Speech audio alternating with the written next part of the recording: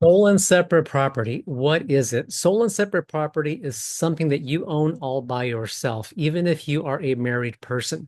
When you're single, everything that you acquire is yours. It's got your name on it, it's yours. But the moment you get married, especially if you're in what's called a community property state, then whatever the couple brings in as a couple is community property.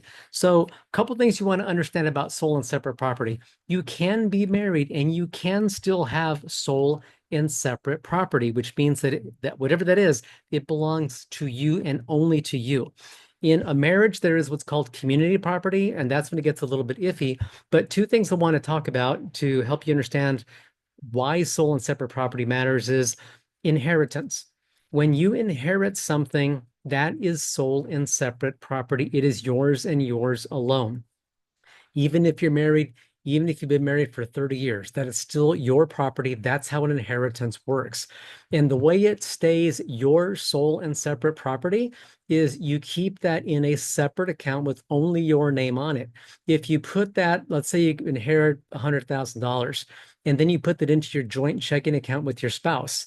Well, it's hard to say that it's sole and separate property now because you mixed it with the family property with your spouse and you've what's called commingled it with other monies. So that's when it gets a little bit tricky.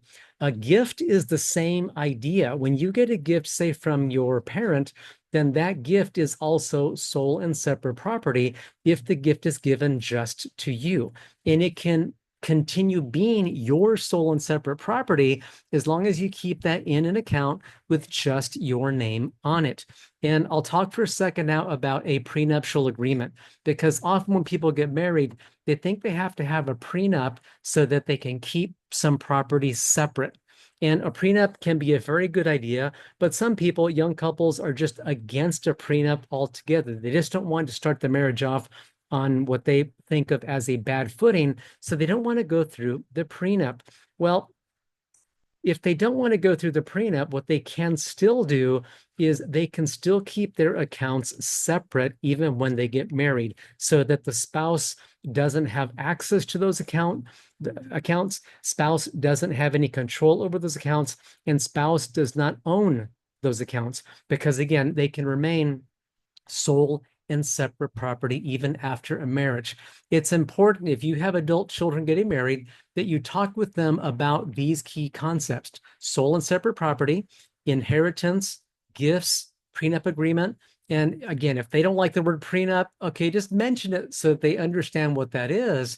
But then instead shift the conversation to inherited money that is sole and separate, and a gift, which is sole and separate. I hope this helps. A lot of times in estate planning, these concepts are not completely clear. And that's why I'm hoping that this is a little more clear for you as you think about your family and taking care of them. Hope this helps.